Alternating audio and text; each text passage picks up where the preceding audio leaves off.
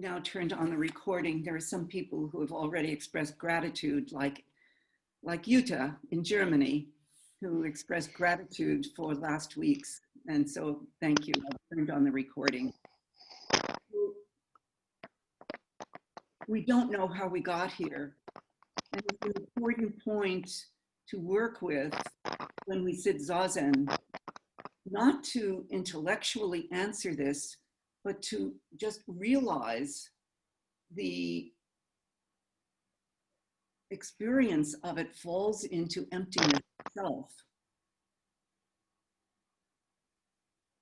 You're on page 66 for those who are listening.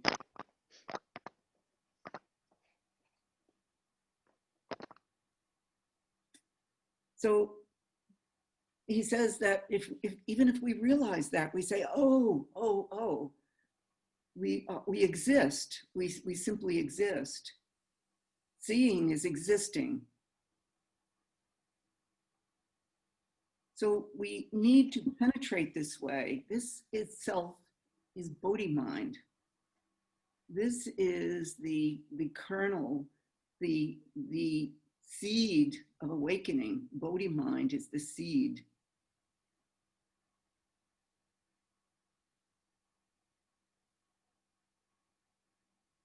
So then he talks about temple trainings. It's a place to teach this important way. Later on in the end of the, in the other chapter that I had simply breezed through before, he says, a temple isn't simply some pious religious institution. As you might imagine, a temple is a living way.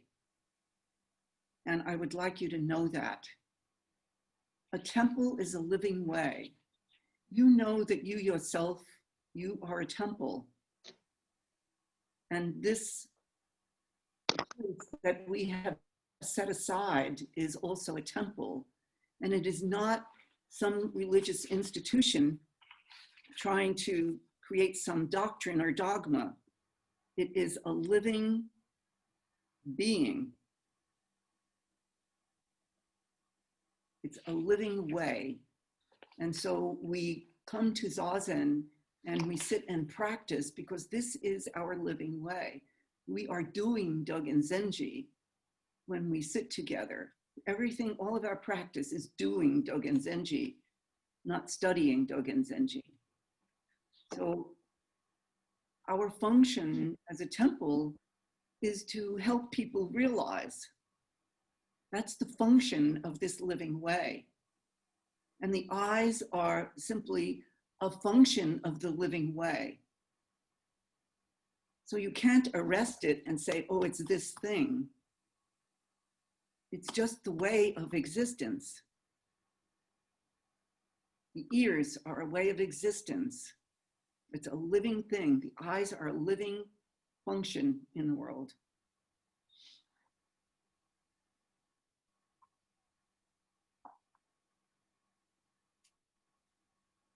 So people who master the true nature of themselves, even though they are young, will have the power to convey solutions or advice to others for various problems in whatever they are doing.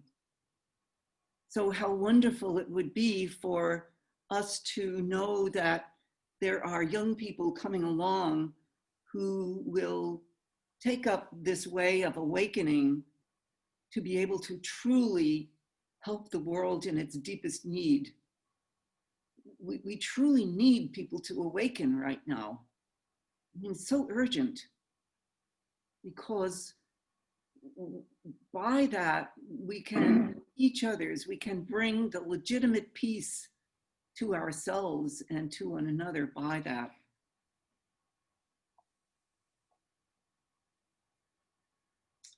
And he says something at the bottom of page 66 also, that the all-important point is that we ourselves are an existence as great as the universe.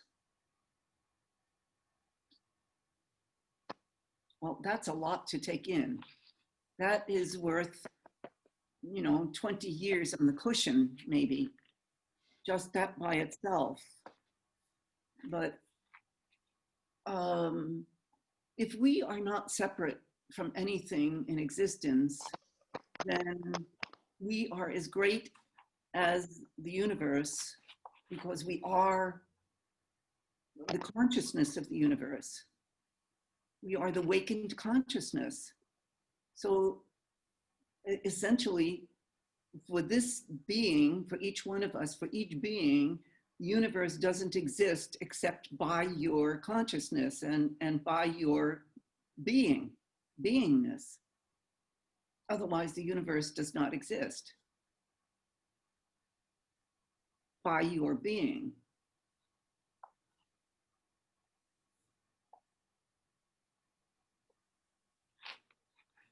It tells us Shakyamuni Buddha declared that. Shakyamuni Buddha awakened, and I like this translation that is given to it. All sentient beings, all people, all living things are, from the beginning, the result of universal existence, just as I am. That is a very different translation from some of the other translations that Shakyamuni Buddha woke up and said, I and myself am the universe. But in this, it's that all living beings, all living things, from the beginning, the result of universal existence, just as I am. So Shakyamuni Buddha's awakening is our awakening. Your awakening is our awakening.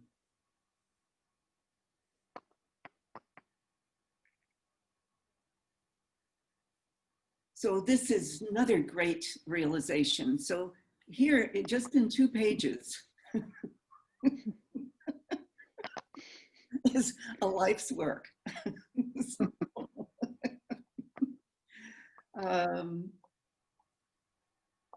all these awakenings, truly. Edo-san, I don't see that to be in any conflict with scientists who talk about evolution, you know, that we're all made of stardust. I don't see a conflict with science. I think this is so wise and so deep. I mean, that's my first thought about it. Oh, I am similar of thought. I mean, I subscribe to the Big Bang Theory, you know, just because I think it's a wonderful theory, and, you know, who knows if it's true or not. But, you know, it gives us a way to think about, oh, there's a beginning of something. But, you know, if we want to think about that, if we want to think about the Big Bang Theory, it comes out of, I won't call it a vacuum, but I will call it deep emptiness. It comes out of emptiness itself. So I subscribe to that, and I enjoy those theories in physics and in you know, those areas of science. But I also allow for it to have a mystery to it also, that I think we can't ever totally reach to the totality of that understanding. Right. As we previously read, he writes, no one knows the origin of the universe. Right. Yeah. We don't know. So it's, you know, again, Big Bang is a theory. And it's, you know, it's a way, because we kind of yearn for creation theories or creation stories. We like to know that we came from something, but we don't. We really don't know that. We have no idea. So, so this realization of ourselves then as an existence as great as the universe is something that is so enormous to imagine realizing. And yet he's saying there's no reason that we can't realize this. There's no reason that we are not capable of coming to this opening. I can't remember where I read or heard this, but kind of a phrase that really sticks with me and kind of weaves pretty deeply through my consciousness as I'm practicing is the universe awakening to experience itself. Mm-hmm. Well, you know, I have said that that if we did not, if we were not in existence, the Buddha would not be expressed. You know, we could say if, you know, somebody is Jewish or Christian, you could say, or Muslim, you could say that God is not expressed unless we are in existence. So we appear in this form because this means existence. And we are given this, the emptiness functions to be Buddha. All of the sense functions are the Buddha emptiness. So, but truly, because we exist, there is expression.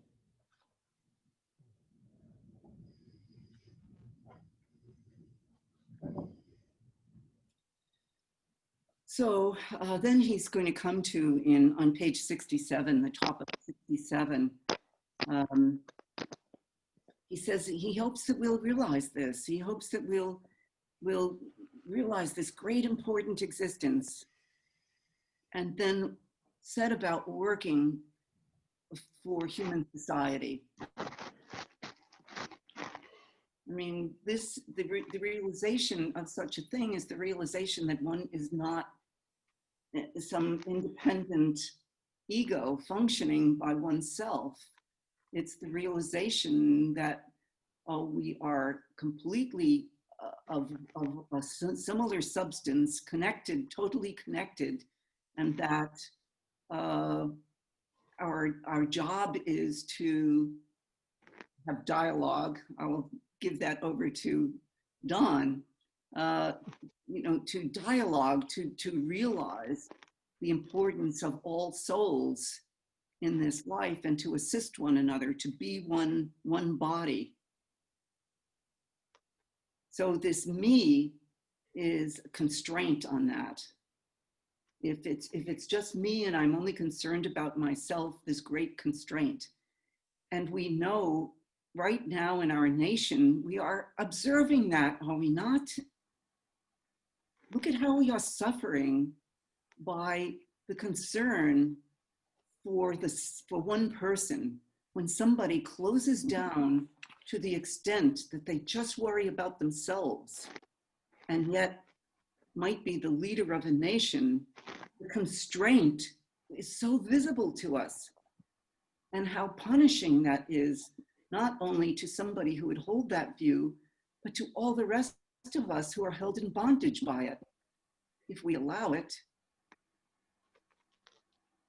And to think that we might have a leader who was generous and forthcoming and inclusive, what a difference that would make to all of us, because we would be all feeling that generosity. We would all be awakened by that kind of behavior. So our behavior then is also awakening everyone else. So this is this is what happens then. Buddha's awakening opened us to that teaching, and our awakening opens those around us then to that generosity of spirit that comes with realization. So we know what happens then when we're only concerned about ourselves. We close down, we have a very small world, and there's no possibility to be peaceful. So that viewpoints and relationships based on ego, they just fail. They just can't succeed. And we cannot fundamentally be at peace. So when we have tried to make peace for our own convenience, here he comes back to that for your own convenience again. It's his very nice way of talking about selfishness or self-concern or ego. And I turned the page to page 68 at the top. where he says, this is definitely not a peace made for our own convenience. But there is a peace that is already among us.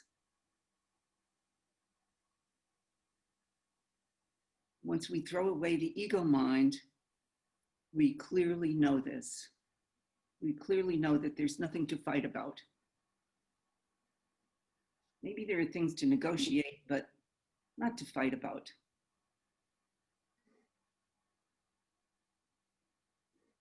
So then he talks about when you meet somebody for the first time, you can't fight with somebody you meet for the first time because you've got nothing to fight about. You don't know anything about them. There are no opinions that have been raised. So you just meet them in hi, and it's only later on that he says, you get to know somebody and he says, what the hell? It's only when people's opinions are activated that something essentially peaceful is disturbed. So clarifying our true nature, we're able to sidestep that, mostly sidestep any kind of confusion in that way. And we're able to go along so that the peace is not disturbed. So. Yeah, I get what he's saying here, and I agree to a point, and I probably just even agree with him, but what comes to mind for me is just the instances in which this is not true, and I think that I don't think that's necessarily our natural state, but it becomes so deeply embedded in our culture, in our world, and I think, like war, for instance, I mean, you're killing people that you've never met because you've been instilled with an implicit bias, a hatred, a fear that enables somebody to do that, to go against their natural disposition. Or we see somebody of color, right? Right. So those kinds of things. You show up at a protest and start shooting people or driving your car into people you don't even know because you hate them. So we're operating from opinion. Mm-hmm. This is the problem, where he says that opinions are the origin of all our disturbances and so forth. So those are times when operating from opinion.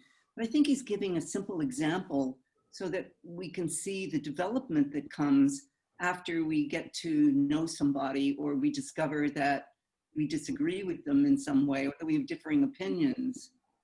And so, because I certainly, many instances I've had, where I don't know a person and nothing to fight over. And then, after you go down about 3 weeks, you say, well, what the hell? What happened to that?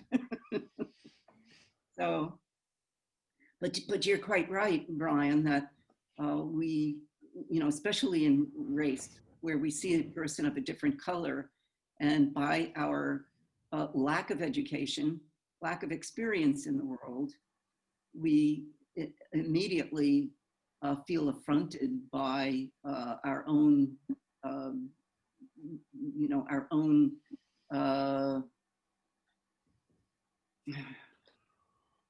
our own opinions just step right in the way. So, but you're quite right. There,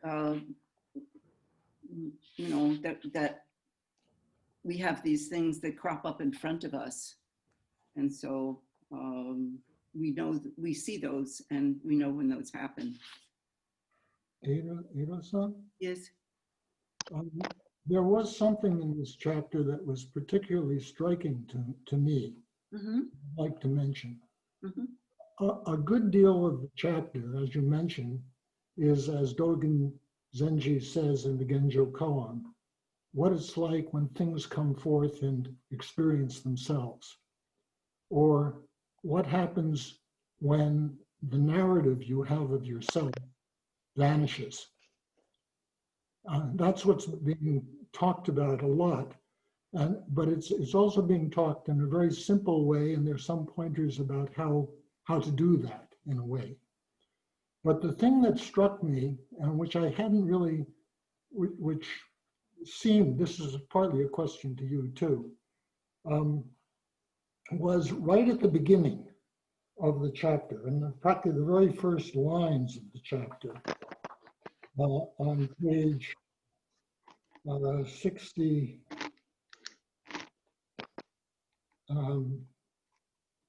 61. It says, Roshi reads the first section. Let's focus only on the key points in this chapter.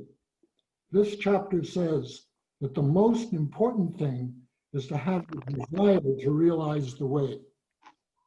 Now, I imagine that's what's meant as the Bodhichitta. It is related to Nagarjuna's statement that that the basis of these things is a realization of impermanence. Now, that's different, or I don't say that it's different. It may be absolutely the same if we think it through carefully, but the emphasis there is very different than what one generally thinks of, or what I generally think of. I don't think for you. In that the emphasis here is on the desire, on what is it that makes one trying to do this with such intensity, which to some extent is the end point as well. It's not merely the beginning. But what is it that makes this important? The desire and the sense that we're going to die and that all of this is impermanent is what is what is said here to be the fundamental point, maybe at least equal to the understanding or participating in the function of all things. And I hadn't really had much of an understanding or wondered very much about what Nagarjuna meant when he spoke about the importance of impermanence being he doesn't speak about seeing the morning star as Buddha does.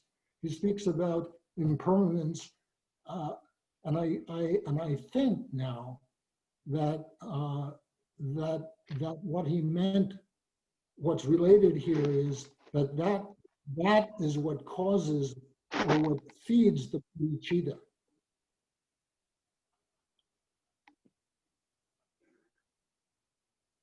Well, in a couple of pages, he's going to get to impermanence. He's going to get to impermanence. I mean, he's going to finish the chapter with that is the fundamental point. Yeah. Impermanence. So it's just embedded in all of it, is that we're just here temporarily. We're just a snowflake that fell and disappears and melts. And in the great state of the world, excuse me, Don, could you turn off your, could you mute yourself, please? I think it's your stuff that is making static for us. Oh, okay. Yeah, good, thank you. I think it's what it is.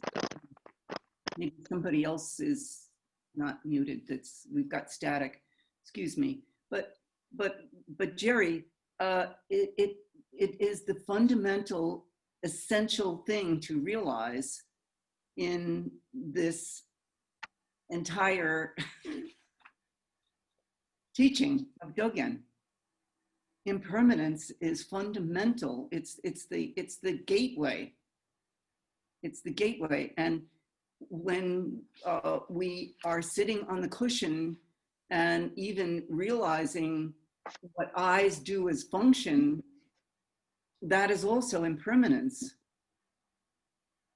It is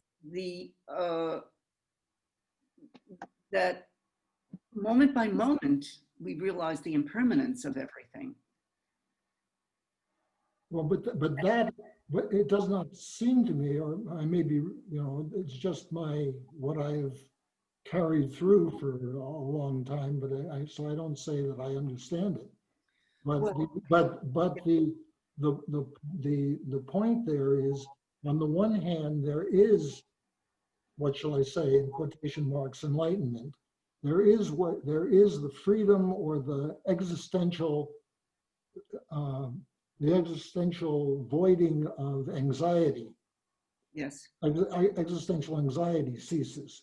And Yes. so there's a sense of how that is and how you're, as you say, the function is just expression. Yes. Sure. That's where usually the emphasis is. But I see. but here the emphasis is on what drives one to make that kind of effort. I think he's going to say that on the last page of this chapter. I'll go there for that moment. Yeah. But the very last paragraph of this chapter, you should save yourself at such a time when all the conditions are in order, shouldn't you? To do that, it is the mind that recognizes everything is impermanent. The feeling that you could die at any moment, Yes. that inevitably will spur you on to resolving the matter of life and death. In this sense, we can see why many people of former times who had recognized all things are impermanent eventually attained the way. So he saves that for the very last, but it is the underpinning, the driver that he alludes to earlier in the chapter when he says that old people come to him and say, I know I'm going to die soon, but I haven't figured this out. Could you help me? He says it in the very first line of the commentary. Yeah, he's right away he's saying this, but he tells the story of old people who come to him. Yes. And they're dying, or they're getting old and they haven't realized this, and they, they're upset that they feel that they will not have completed something, understanding about themselves. So it is the driver that is the underpinning that moves us. Yeah. So this, at least in terms of the emphasis here, bodhicitta is not quite synonymous with enlightenment. I would say no. I don't think so. Yeah. I mean, it is the seed that is moving us and encouraging us all the time and growing in our understanding of the way. But I do not see that synonymous. So that was my understanding from reading this. So it enlarged my understanding. I see. So that's what I wanted to mention by speaking like this. So, but this, I have pointed out before that in this particular lineage that we are in ourselves, we take this view, but you are in a different lineage, and there is a very different view about enlightenment in the Suzuki Roshi lineage. I think, as far as I can tell, my view is virtually identical to yours. I think enlightenment is very important. Okay. And my experience, since you mentioned it, I can't speak of the lineage, but I can speak of Suzuki Roshi, and Okay, I know from my own interaction that he thought it was important. Important, but I take it back. You are in Koben's lineage. Yeah. And Koben is in the same lineage that we are in the same Meiho Sotetsu. And that's just a different view from the Gasan Joseki, because as Daigaku wrote to me just the other day, and he says, I worried about using the word enlightenment in this. He says, I don't know if Zen practitioners in the United States are going to understand it. And that is because that emphasis is really different, where you have this flowering, this seed, and the seed opens as you go, and that is what enlightenment is, this slow blossoming. And I do think that we are slowly blossoming too, but the very deep understanding or the very deep awakening is necessary, and we don't have Zen without it. That's my view. I believe that. Yeah. But, we look at somebody like Ryokan-san, who so far as we know, we can't point to an exact moment in when he had this, big opening. He had a slow blossoming as he went forward. We know he was greatly awakened, but there is this seed of, bodhicitta growing in him all the time. Now, he is in this side of the lineage in which we have this philosophical idea about awakening. So we know that he held that view also. But, whether somebody really gets that big giant aha,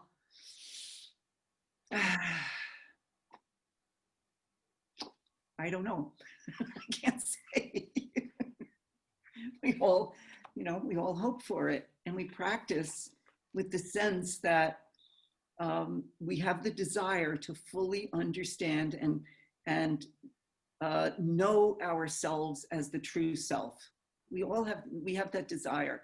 I feel strongly that that's the reason we walked in the door. That's the reason we walked in. We saw a visible temple to try and understand the temple we are. And so we work in unity to encourage that, each one's temple to be the way itself, be a living organism of the way. And yet we need to be able to recognize it. So we recognize it somewhere and we go to it and we say, oh, can I be mirrored in that? Will I be allowed to be able to see myself in that way practice? And so this is the function. This is our functioning together. This is the function of the way, of the temple and ourselves together. So anyway, thank you for bringing that up. And oh my goodness, my friends. I don't want to keep you too long because I always agree that you get out on time. And it's 8:33. We started a little bit late, but I don't want to keep you too long tonight. I know some of you get up very early. So, maybe we're okay to leave it at that for tonight. And maybe when we start next week, we'll see if there are any further questions from this chapter. And the next chapter is only 2 pages. Chapter 2, 2 pages. The need for training upon encountering the true law. And so, so let's combine any other points that we did not take up in this chapter because we skipped to the last page. But let's see if there are any further points. And then we'll take up chapter 2. Does that sound okay with everyone? Mm-hmm.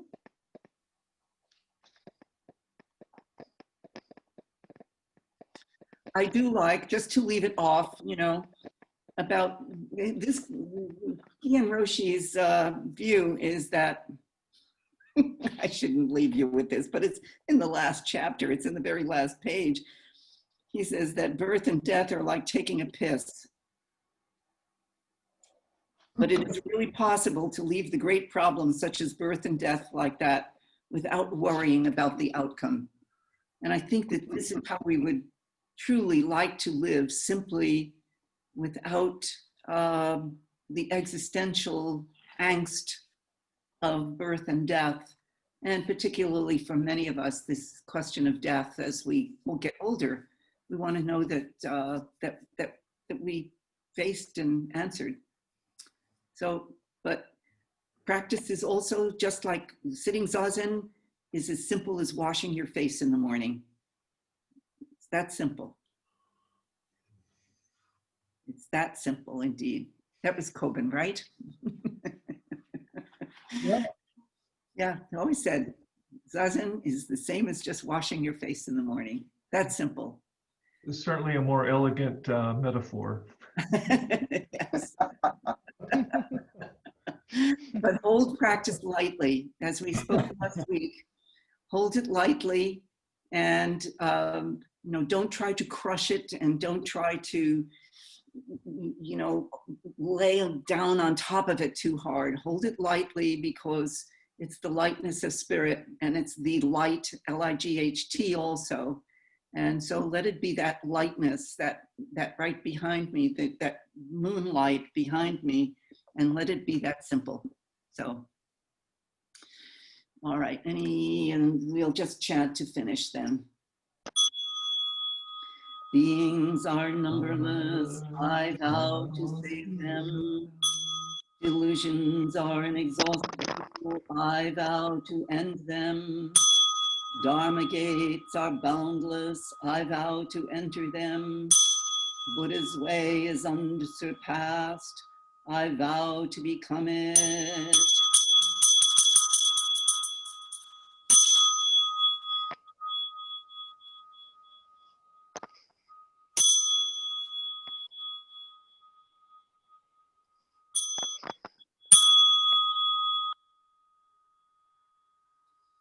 Thank you, everyone. Oh, it's so nice to come to the Dharma, because all that earlier stuff is just gone. Your blood pressure is back to normal. How lucky we are. All right, please take care of yourselves, everybody. Stay. Thank you, everyone. Good night, everyone. Good night. Thank you. Good night. Good night.